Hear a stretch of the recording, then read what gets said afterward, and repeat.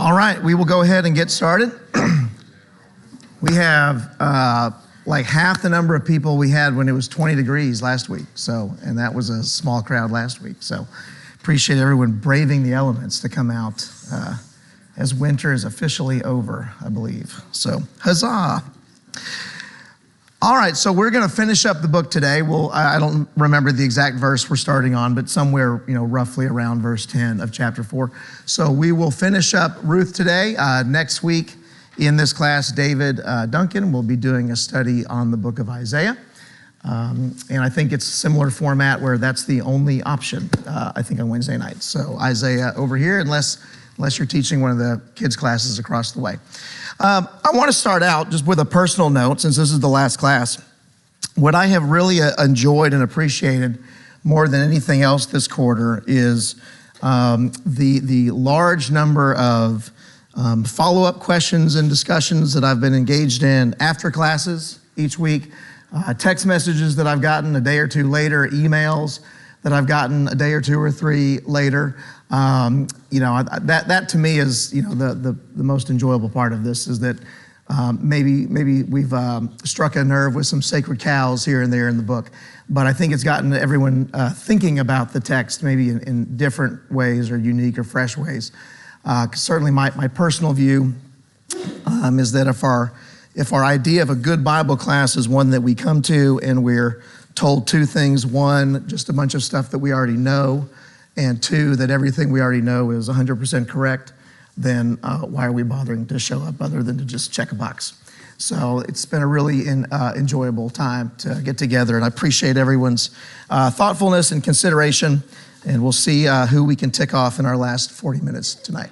So, all right, let's go ahead and get into the tail end of chapter 4. So where we had left off was, we'd gotten to that point where Boaz is at the city gate, and Bethlehem probably has no more than 200 or 300 people residing in the city at this point in time, somewhere in the Iron Age. The city gate, most cities are only going to have one gate. So everybody's going to be passing in and out of that gate. This is where commerce is going to take place. This is where judicial matters, legal matters are going to take place.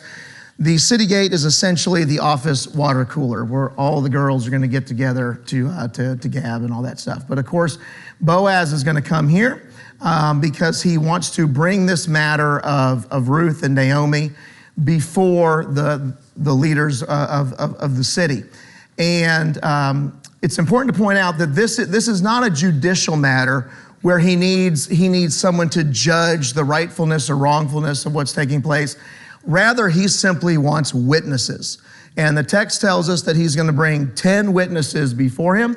10, probably an important number as we discuss, because as we get into the post-captivity period, you will need 10 men to bring about a quorum or a synagogue of people to study the Torah. So the fact that there's 10 of them kind of brings an air of officialness to what's going on at the text. And while Boaz is there, he's going to say, "You are witnesses this day that I have bought from the hand of Naomi all that belonged to Elimelech and all that belonged to Chilion and to Mahlon." So if we back up just a little bit in the text to where we finished off, he goes to this individual. His name in Hebrew is Poloni Almoni. And of course, in a book where names are really important, what did we say that Poloni Almoni means in English? Yes, say it again, Scott. Nobody. Rebecca? So-and-so. A lot of English translations will translate it as friend or something similar. But in a book where names are really important, the guy who doesn't do what is expected of him, his name kind of vanishes from the record because he will not redeem the name of anyone else in his extended family. And Boaz kind of lures him in a little bit and says, "Hey, Naomi's going to sell the family plot of land, Elimelech's land. Are you interested?" And this guy doesn't hesitate to jump at it and say, "Absolutely, I would love to buy back Elimelech's land." Because remember, especially with there being no sons to inherit it, this land is going to be his in perpetuity. We're not even going to have to worry about turning this land back over to someone else in the year of Jubilees, whether that's 1 year away or 49 years away. We don't know where we are in that cycle in the story. And once the man has agreed to this, Boaz says, "Oh, but by the way, On the day that you acquire Elimelech's land, you also acquire Ruth the Moabitess, who is the widow of Mahlon. And that's enough to make the man, Poloni Almoni, step back and say, never mind, I'm not interested. Rebecca? What if he already, I can't hear you, I'm sorry. What if he already had a wife? Who's the he? The Poloni Almoni. What if he already had a wife and this was being presented to him as a contract? Well, as we'll talk about in a minute, let's assume for the sake of argument that he does. I mean, he doesn't have any obligation. You know, there's no duty or obligation for him to bring this individual, Ruth, into his household. But if he does have a wife, or if he does have sons, which would be a reasonable conclusion to draw, at least that he has the sons, whether or not his wife's still around. I think part of the reason why he's not interested in taking Ruth into it, I don't think it's so much of like, oh, this other Ruth Moabite. It's that now there's going to be an expectation that he does bring a son into the mix, where that son will now be eligible to claim this land from a patrilineal perspective. So now it's a short-term loan rather than a long-term investment.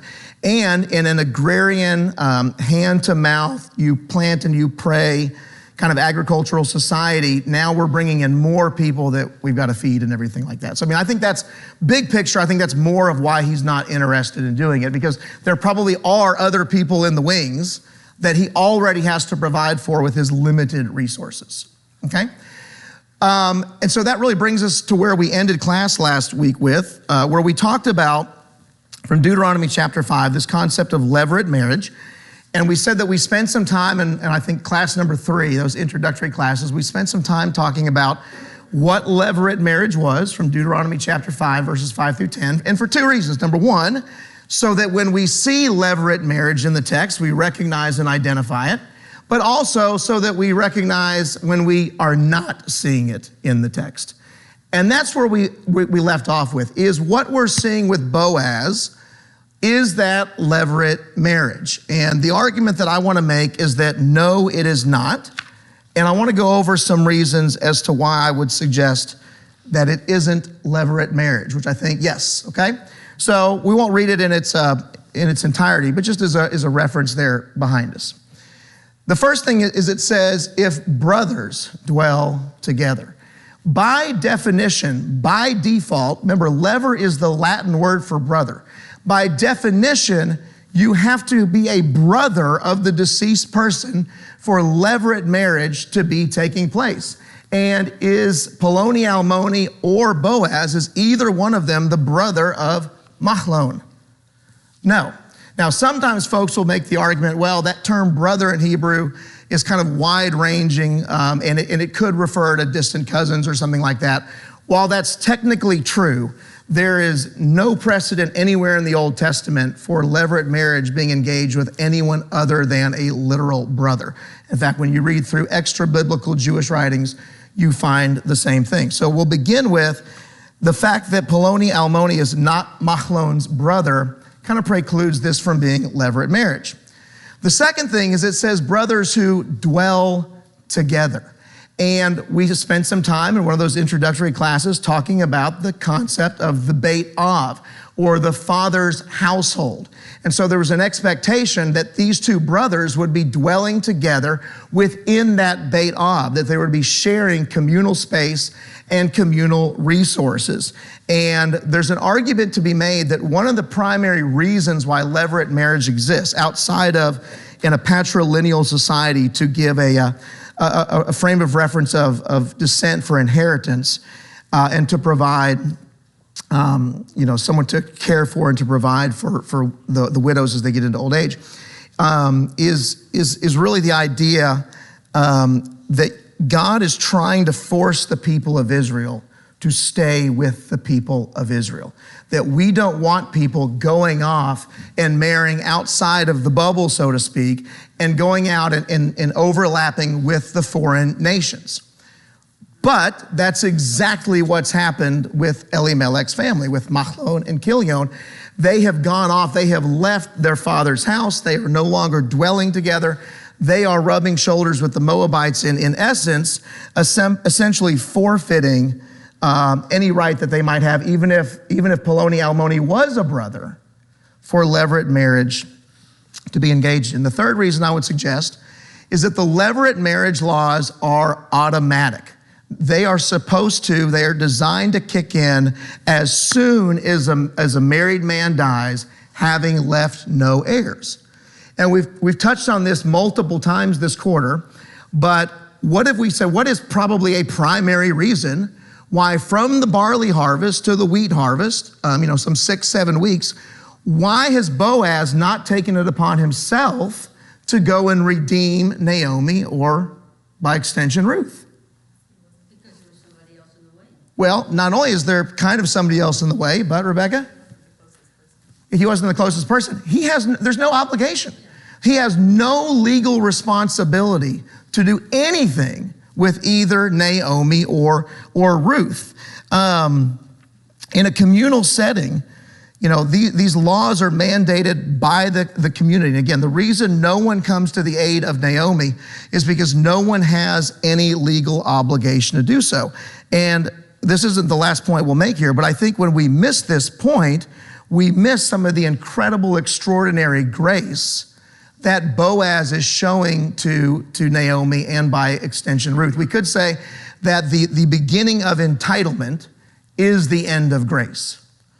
The fourth reason I will suggest is that when we read through this, if a man does not wish to take his brother's wife, then his brother's wife shall go up to the gate to the elders and say, my husband's brother refuses to perpetuate his brother's name in Israel. He will not perform the duty of a husband's brother to me.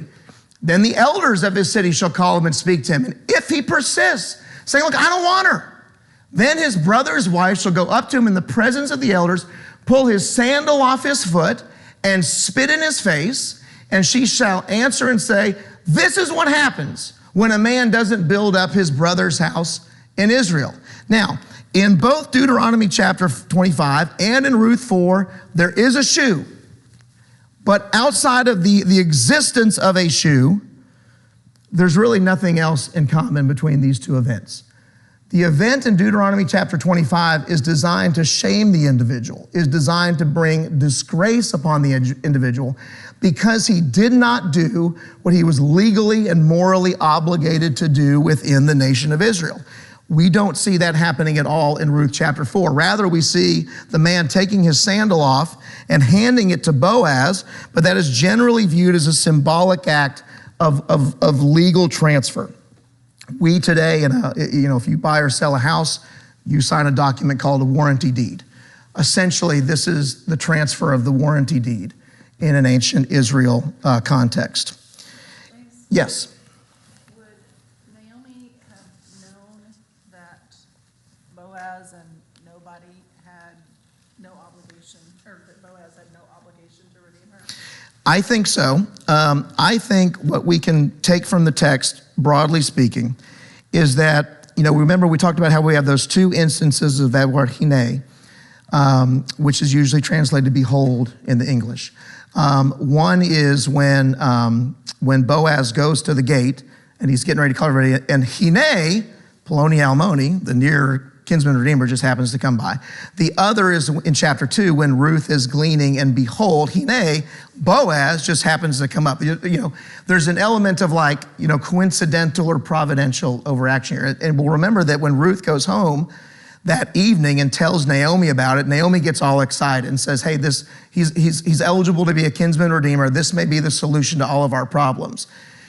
But we have that 6 weeks window where it goes by and he doesn't do anything with her. So I think Naomi recognizes that he's eligible to redeem them, but he's not obligated to redeem them. And I think that's one of the reasons why after 7 weeks goes by, we start to see what I would argue is Naomi kind of starting to take matters in her own hands to try to force the issue and try to bring Boaz to the table in a sense, okay?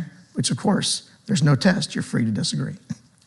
So the last thing I want to say here, the last point I'll make of why I don't think this is levirate marriage is because in levirate marriage, if a son is produced, if the marriage happens and the son is produced, the son is given the name of the deceased father.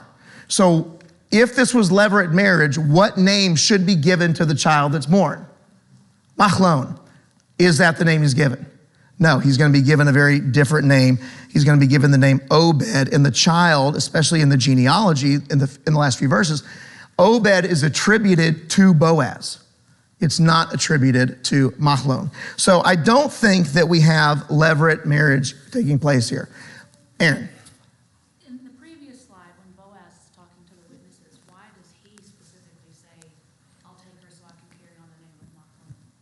Doesn't he say that to them? He does. I mean, so can we pause that? And when we talk about Tamar here in a minute, we'll come back to that, okay? In a nutshell, I think that Boaz goes above and beyond the call of duty.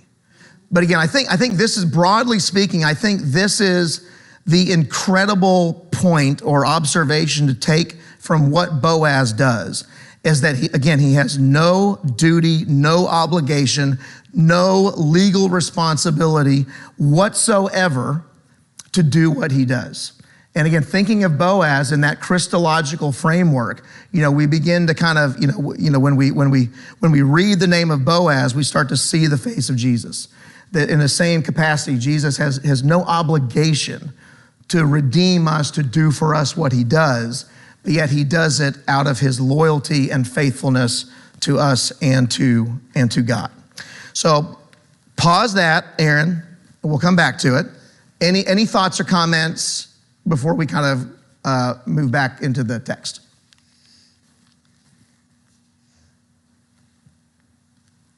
All right.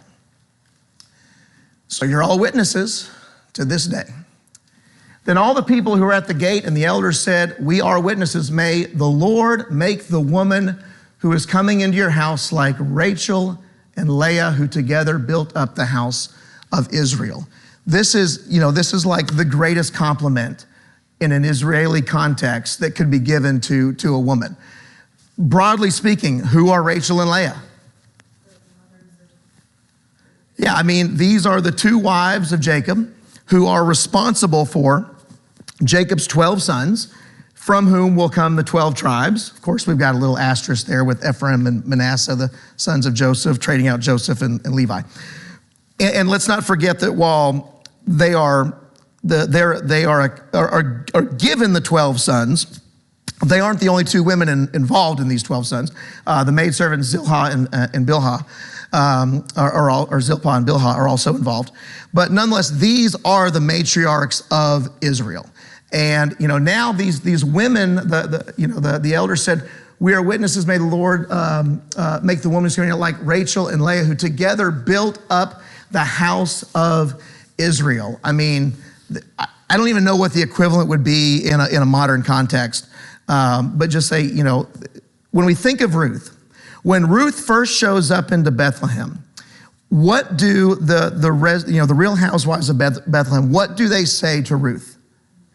Yeah, nothing. I mean, we're given this impression that everybody's, oh, is this Naomi? Is Naomi back? No, and that we're given the impression that Ruth is just kind of silently sitting off to the side, basically being ostracized, which is not a stretch of the imagination considering who she is and where she's from. And she wasn't here 10 years ago when you left. But this same woman who seems to be a total outcast, a total outsider, at the beginning of the story when they enter Bethlehem, now is the woman that's saying, let this woman be like Rachel and Leah, the matriarchs of Israel. The ultimate outsider has now become the ultimate insider once she's brought into this circle. May you act worthily, and that's that word hayil. We already know she's going to act like that because that's who she is. In Ephrathah, just this ancient name for Bethlehem, and be renowned in Bethlehem, and may your house be like the house of Perez, whom Tamar bore to Judah. So let's get back to Aaron's question. We've said that this is not levirate marriage, but yet here we have a reference to Tamar and Judah, which has its roots in Genesis chapter 38. And Genesis chapter 38 is the textbook example of levirate marriage. What's going on there is literally levirate marriage. And what causes the problem? Well, Judah's first son dies, Judah's second son dies, and he doesn't want to give his third son to Tamar. because the best predictor of future behavior is past behavior. And if all my sons are dying when I marry him off to Tamar, I don't want to lose my last son. So we're just going to kind of take Shelah and hold him off to the side. And that forces, Tamar to do the great dressing up as a prostitute and all that kind of stuff, which we'll come back to in a minute. But the people who are referencing this clearly have in the back of their mind the idea, the concept of levirate marriage. So even though that might not technically be what's going on with Boaz and Ruth, I think there's a conscious recognition that for all intents and purposes, that kind of is what Boaz is doing. But again, he's going above and beyond because he's doing what's not mandated that he do. But people recognize, I think the people of the town recognize the incredibleness of what Boaz is engaging in. And so it says, so Boaz took Ruth. What's missing? No? It's the only time in the book the narrator leaves out the Moabitess, okay? Finally, she gets her resolution. Finally, she gets to drop that nomenclature that she's been carrying around from a narrative perspective through the entire book, and she became his wife. And I'll point out, because we've talked about that word took, so Boaz took Ruth. Remember when Mahlon and Chilion take wives? You might remember from a couple of months ago, that's a Hebrew word, vayasu, that typically is used for the taking of objects, for the taking of possessions. And it's not uncommon for it to be used in a negative context. While we get the same English word took, both in chapter 1 and verse 4, and in chapter 4 and verse 13, in Hebrew, they're two very different words. We go from vayasu, when Mahlon and Chilion take wives, the taking of objects or possessions, to vayikah, which is the standard Hebrew word for taking a wife.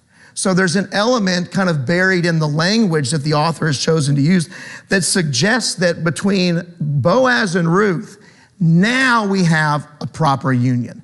Now we have the kind of marriage that is to be desired. And so he goes into her, and the Lord gave her conception. And although many characters in our story speak about the Lord, this statement here about his gift of conception is the only place in the text that actually reports an action of the Lord. And we'll actually hear it in chapter 1, verse 6, that the only time the Lord acts in this book is when he's repairing barrenness. The first is when he brings food back to Israel from the famine, and now when he will bring fertility to Ruth. And that is God's active role in the text. And so the women say to Naomi, "Blessed be the Lord, who has not left you this day without a redeemer, a Goel, and may his name be renowned in Israel. He shall be to you a shuv of life." I put the Hebrew word there, or at least the base form of it. What do your Bibles say there? I don't even know what verse that is, but somewhere around 13 or 14. A restorer, okay? Does anybody remember what we said the word shuv literally means? It has a dual meaning. It's to repent and to another R word, to return. This is the same word. Remember early on in the text when Naomi gets back and she's whining and complaining on her response to Bethlehem, and she says, "I've returned, I've shuved empty. The Lord has made me empty." Well, now we have the same word. The women are saying, the Lord has shuved, has given you a return of life and a nourisher of your old age for your daughter-in-law who ahav you. That's the Hebrew word for love. We talked about this a little last time, but nowhere in the text are we told that Boaz loves Ruth. We're never told that Ruth loves Boaz. We're never told that Naomi loves Ruth. The only person who loves someone in this text is Ruth loves Naomi. And that is, we'll come back to that in a minute, but that is really the hallmark of this entire book. Who's more to you than 7 sons? I mean, you know, if Ruth gets that incredible compliment of, may you be like the matriarchs of Israel, Naomi gets this incredible compliment that Ruth is more to you than 7 sons and is giving birth for you. And then Naomi took the child. That's the same word for marriage. So this isn't the bad take. This is the good take. Naomi takes the child, lays him in her lap, and becomes his nurse. Who does this kind of make you think of in the Old Testament? Yeah, kind of makes you think of Jochebed, Moses' mother. And you know, however we want to take this, I think essentially what we have happening is Naomi is basically becoming a doting grandmother at this point. And that all of the problems that have faced her in the book are now being resolved. Remember, we've said that even though the book isn't named for isn't named for Naomi, Naomi is the main subject of the book. It is her problems that shoot us out of the canon, and it's the resolution to her problems that the book is seeking to bring to fruition through the book's 4 chapters. And she's going to be given a son. It's interesting that Ruth kind of just, exit stage left, and the baby is put in Naomi's lap, and the women say, now Naomi, a son has been born to you, Naomi. But they named him Obed. And what did we say the name Obed means? Maybe we didn't. Anybody know? Servant. Obed or Oved in Hebrew means servant. And so Naomi, finally, by the end of the story, through the grace of God, because remember, it was God's divine instigation that brought a pregnancy to this woman who was barren for 10 years, that is going to be the resolution to all of Naomi's problems, that she will have someone who is viewed as her son, who is afforded to her account, who will serve her, who will protect her, who will provide for her in her old age.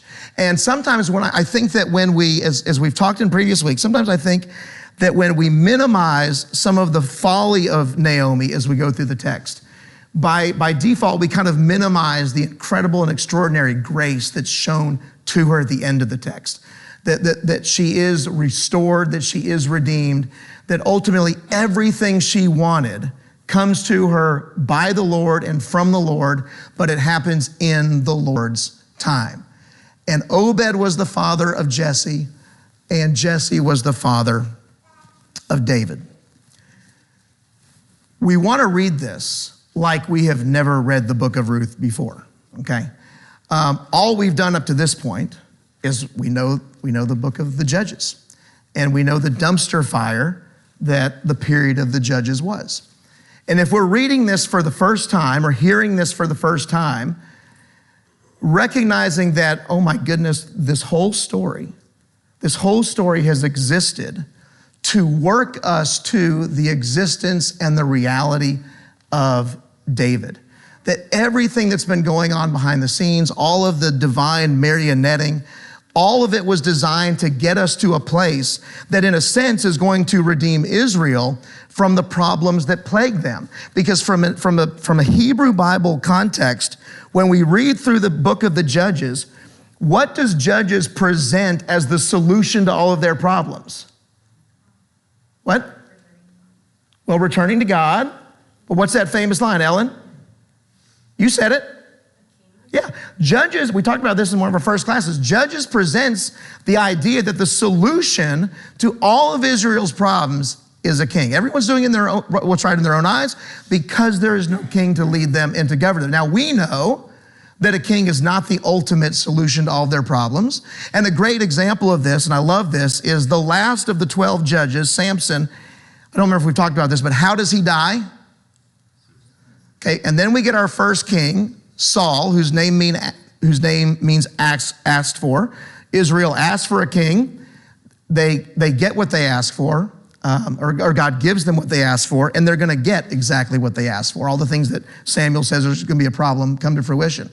But at the end of Saul's life, this king who's supposed to solve all of Israel's problems, how does he die?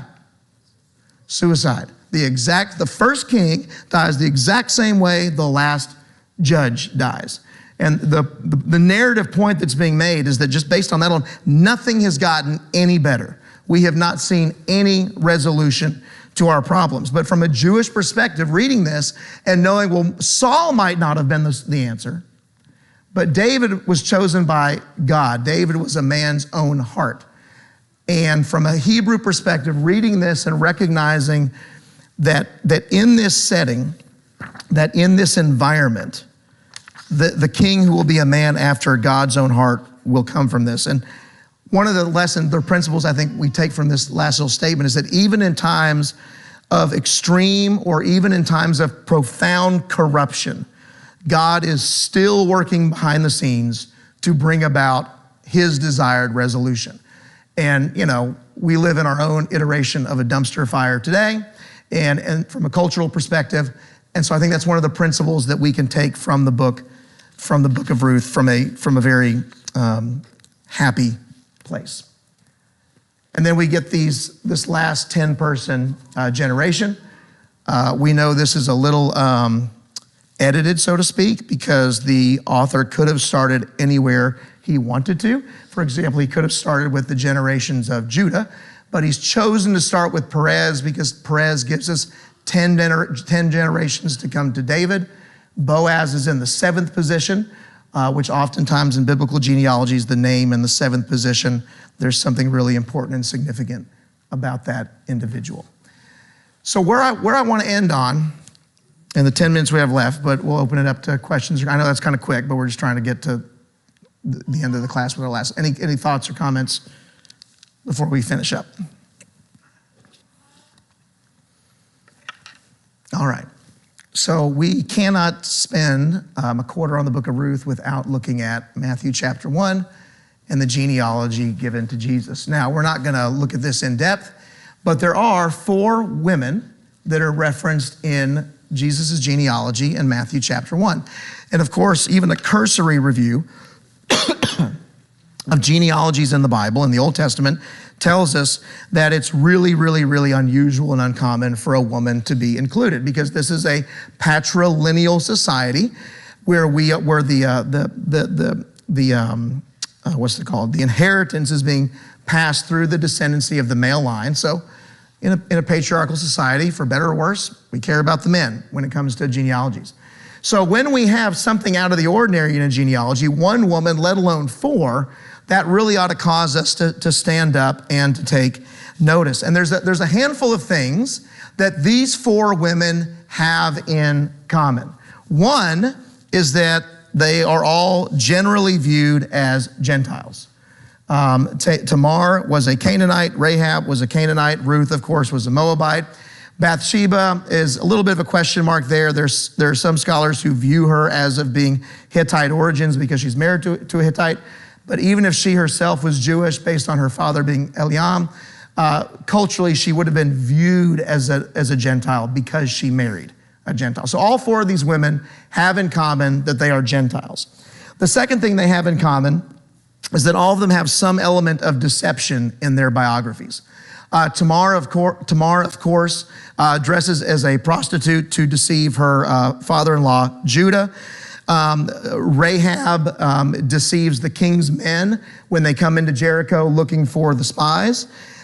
We've talked at length about the deception brought out by Naomi with regards to Boaz, and then with regards to David and Bathsheba and Uriah. Think about how David attempts to deceive Uriah by making it look like the child that Bathsheba is pregnant with is his instead of David's. The other common element here is that all 4 of these women have some kind of sexually questionable element to their past. Tamar engages in incest with her father-in-law.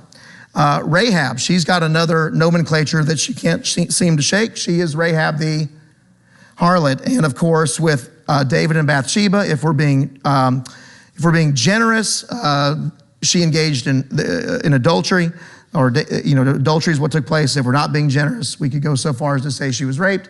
And then, of course, as we've talked with Ruth, there's certainly a sexually questionable element of what takes place on the threshing floor. And in fact, for those that I still haven't been able to convince about the interesting elements of what takes place in chapter 3, one of the things that kind of has to be wrestled with or addressed is the commonality, the Venn diagram that all 4 of these women have.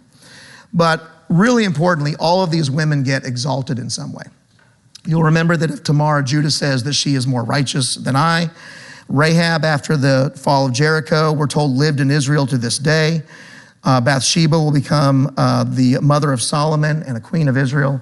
And of course, Ruth will become the great-grandmother of David.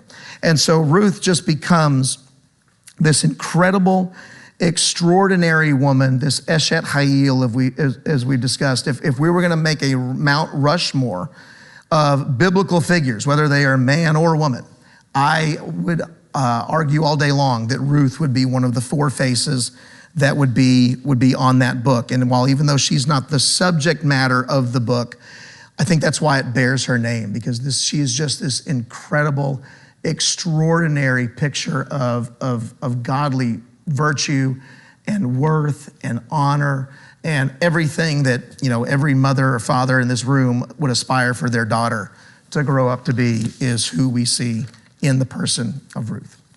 So in the few minutes we have left, I just want to point out some broad principles that I think the book of Ruth teaches us as we finish. Some of these we've talked about this quarter, others we'll mention now for the first time. But one is, I think it's my contention that when we look at the family of Elimelech, when we look at Elimelech himself in chapter 1 and Naomi in chapter 3, I think that one of the principles we take is that we don't want to look to solve our problems in our own ways and on our time frame. I think both in chapter 1 and chapter 3, we see an element of Elimelech and Naomi looking to take matters into their own hands. And especially in chapter 1, nothing but calamity follows. I think we want to trust in the Lord's ability to provide for our needs, whether they are great or small. The second observation that I would make is that the gospel message is winking to us in this book, because in the person of Naomi and in the person of Ruth, both of them are redeemed by Boaz, the Christological figure in the book. Naomi, of course, being a Jew, or Naomi being a Jew and Ruth being a Gentile. So we see that little winking at the ultimate redemption and resolution that comes to both Jew and Gentile in the book of Ruth. Obed, Obed is going to be born probably roughly 11 to 12 months after Ruth and Naomi show up in the town of Bethlehem. Because the text gives the impression that she conceives pretty quickly, almost like on the wedding night. So we just start adding the weeks up. We get somewhere around 11 months, 12 months from when they first show up in Bethlehem and when they are ostracized and when they are outsiders and they are not provided for, to the glorious restitution and resolution that happens at the end of the book. And I think one of the principles that's taught there is that such an incredible change in their circumstances happens in less than 1 year. In less than 1 year, these women go from emptiness to fullness. And as a principle, we don't want to let our future be compromised by our present, always keeping our eyes on the Lord. Boaz is likely floating towards the harbor at this stage of his life. We've said that he's probably in his 50s, if not in his 60s. In a culture that's not expected to live past their 70s or 80s, you can kind of get the impression that he's now ready to collect his Social Security checks and go down the line. But the Lord uses him for something extraordinary. His service in the kingdom and the work of the Lord is far from done. And so for those among our audience that we might, kind of put that seasoned saints tag on, don't let your age keep you from being useful in the kingdom. Linda's story is the one that I love about this, that Linda has made the comment that one of the reasons that they've come to worship with us is she feels like as she's running that race and getting a little closer to the end of that race, as we've talked about, any good running coach will tell you sprint at the end. And she saw in this congregation a place that was sprinting, that was vibrant and jubilant and joyful. And Joe and Linda said, hey, here, as we're kind of rounding the home stretch, statistically speaking, they want to be sprinting, they want to be racing, they still want to be useful for the Lord, rather than phone it in and say, hey, I did my time, no more teaching Bible classes for me. I think that's one of the lessons we learned from Boaz. I'll end with this one. The Lord's purposes are often accomplished through the lives of ordinary people living with extraordinary integrity. In many respects, that's what the entire book of Ruth is about, is that those who are living righteously, those who are prioritizing godly living and godly thinking and godly speaking and showing true love for others and service for others, while that gets no glitz or glamour, those are exactly the kind of people that God uses to bring about the goals that he has in mind. And just as we see Obed being the resolution of those ordinary lives, Obed is the forerunner of David, and David will be the forerunner of Jesus. And Jesus, of course, is the ultimate, in a book all about redemption, Jesus is the ultimate redemption for all of us. And so when I think about the book of Ruth, I love this quote from Rabbi Zerah 1,700 years ago. Ruth tells us nothing of ritual purity or defilement, of prohibition or permission. For what purpose was it written? To teach us how great is the reward of those who demonstrate chesed, those who demonstrate covenant loyalty, covenant faithfulness, or in its most basic translation, those who demonstrate kindness to others. So I thank you for your time this quarter, and we'll see David here next Wednesday.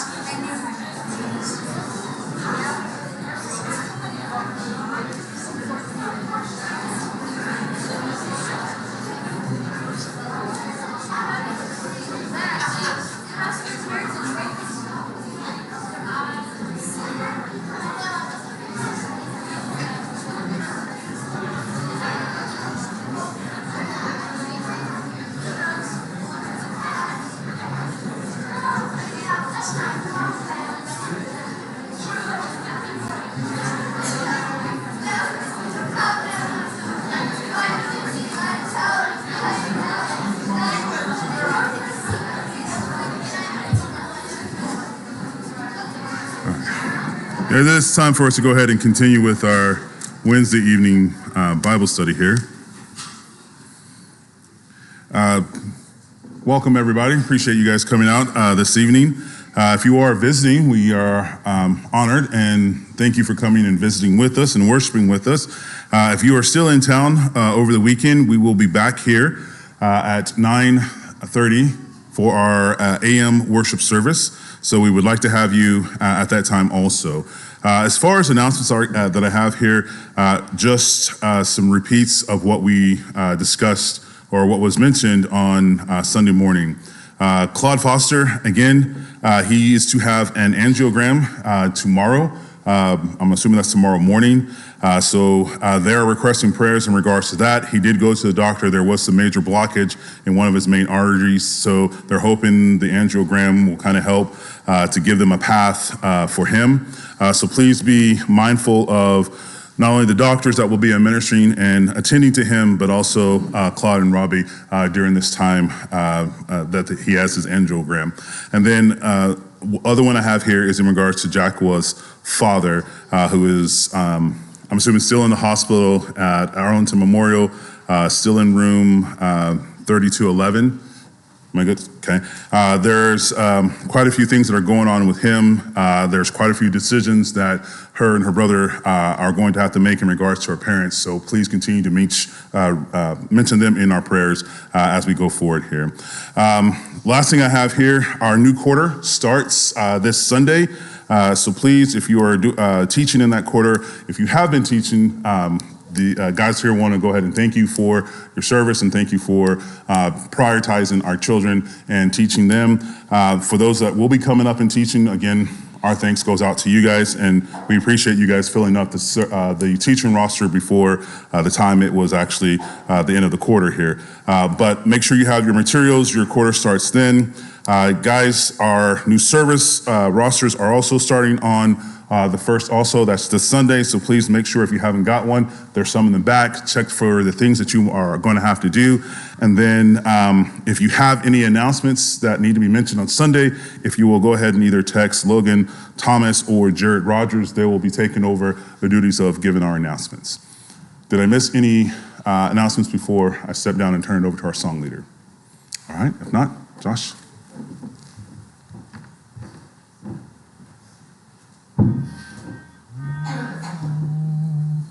Know me so, Jesus, our heavenly King, loves me, I know. Praises to him I bring, onward I go. Closely to him I cling, blessings still flow. I love my Savior too. I love my Savior.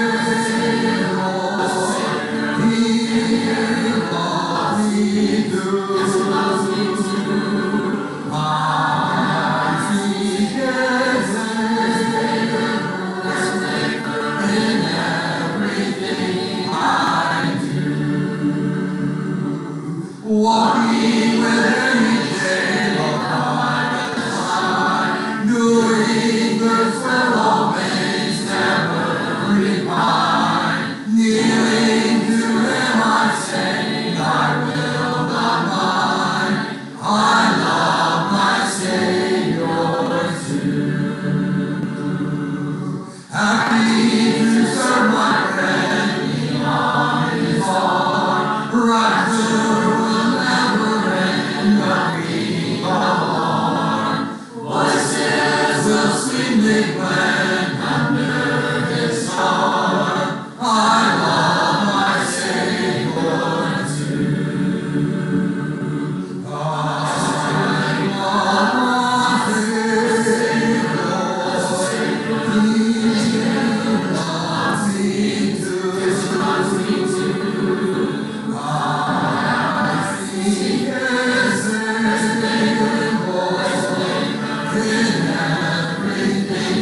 I do.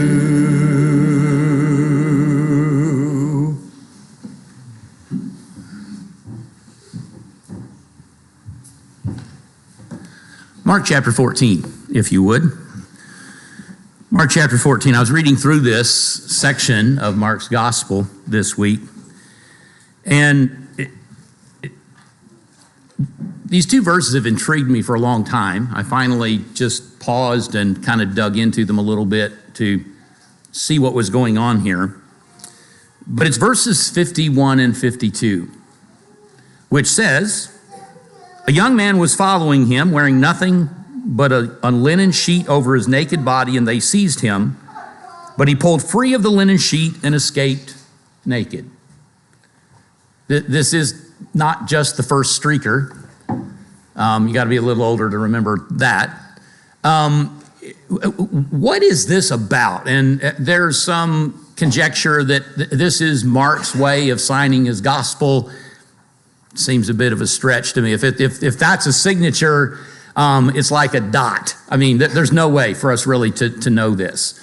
It seems that this young man heard the commotion, and he quickly threw something on to come to the garden where Jesus is being arrested. He's not dressed. It's just very quick. He wraps himself in a linen cloth.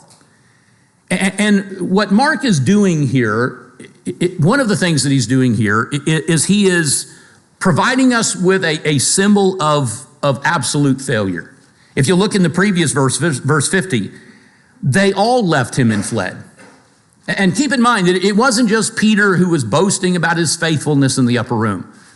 Even if I have to die, I'm going to be there. Peter's not the only guy who says that. All of them say that. And all of them flee. All of them leave Jesus behind, including this man, who himself was a follower of Jesus. And so from one standpoint, verses 51 and 52 underline the absolute failure of all of the disciples. They all totally abandon Jesus. There's another element that's at play here, and that is that he would rather face shame than be faithful to Jesus. He rather than remaining clothed, he would much rather be naked, running through the streets. And so he chooses shame over fidelity to Jesus. All of us at some point have failed, haven't we? And so we're like him to some extent. But here's what I found interesting, and that is that there are some literary clues here that kind of point us in the direction of what Mark's trying to accomplish here. You'll notice that the word linen sheet is found twice in this text. The only other time that this word is used is in regard to Jesus' burial. He is wrapped in a linen cloth, and in Mark chapter 15 and verse 46, it's also used there twice. And so what we're seeing here is that the cloth that's taken from this man who chooses shame is in a sense given to Jesus. Shame, human shame, is what in a sense buries him, if you will. There's another element as well, and that is, if you'll notice the term young man, look over at chapter 16. The only other time that this term is used is in chapter 16 and verse 5. Entering a tomb, they saw a young man sitting at the right wearing a white robe, and they were amazed. And all of the other writers identify him as an angel. Only Mark describes him as a young man. And he's clothed in white. And so prior to Jesus' death, we see a young man who's naked. The clothing is stripped from him. Here we see a young man who's clothed. Another element of this is that the word white here, a white robe, it's the only time it's used in Mark, is the glory of the transfiguration in Mark chapter 9. It seems what Mark is trying to do literally with words here is he's trying to describe for us this exchange of clothing. That here is this one man who would rather choose shame over remaining clothed and holding on to the linen garment. He lets it go.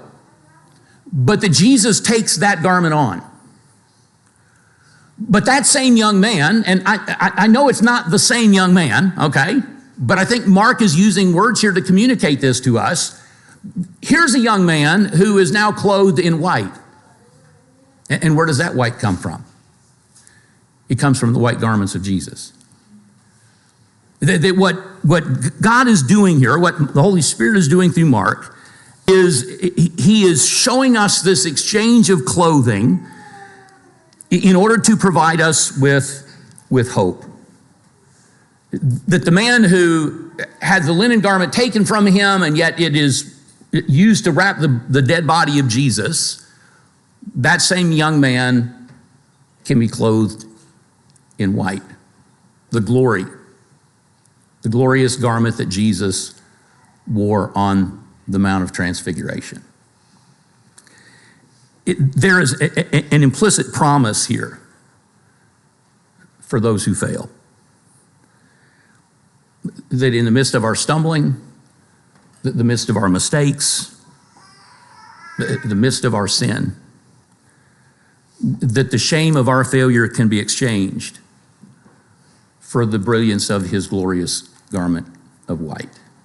We can, in him, be made pure. We can leave behind the life of shame, and we can come to a place where our garments are white and pure in the eyes of God. And if that's something you need to do tonight, if you need to obey the gospel of Jesus, there is no better time than what you have right now. And so we hope that you'd make that decision and do it while together we stand and sing. How deep the Father's love for us, how vast beyond all measure, that he should give his only Son to make a wretched treasure.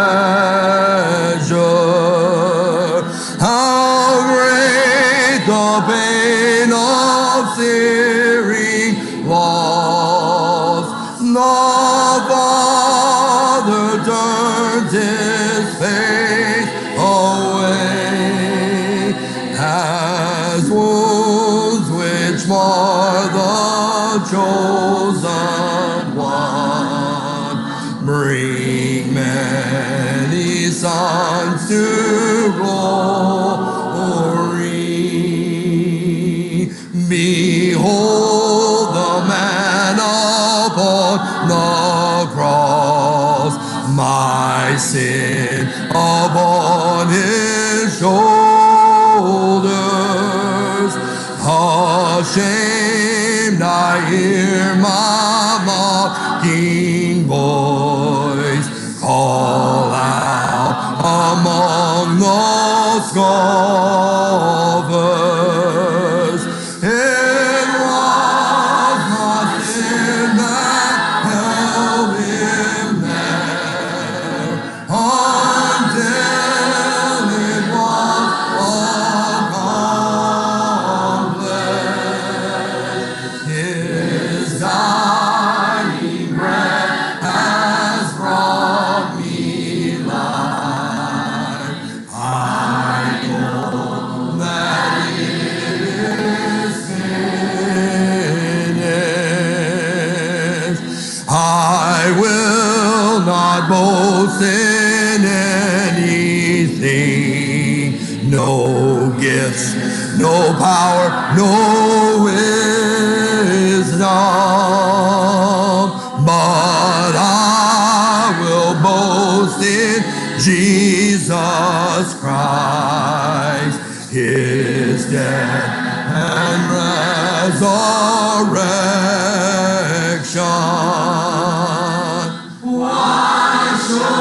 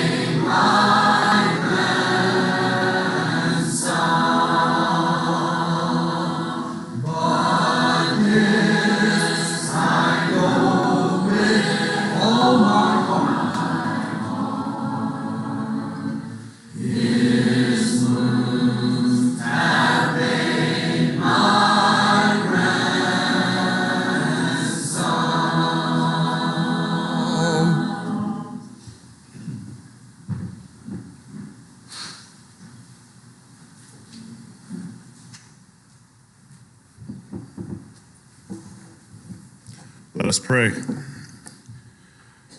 Dearest Lord, our God, our Father, our Creator, we come before you once again, O Lord, thanking you so much for the blessings that you have bestowed upon us. We are truly thankful for these opportunities we have to worship you and your Son without fear of retribution at this time. We know that we are blessed in that manner, and we know that it may not always be so. Help us to always look unto you no matter the adversity that comes our way. O Lord, we know that you take our sin, our cross, our shame, and rising again, we bless your name. For Lord, you are our all in all. Help us to always look unto you as we go our way throughout this week. Help us to shine the light of your word wherever we are. Help us to look unto your Son and our Savior, Jesus Christ. He is our blessed example, and it's through him we pray to you. Amen.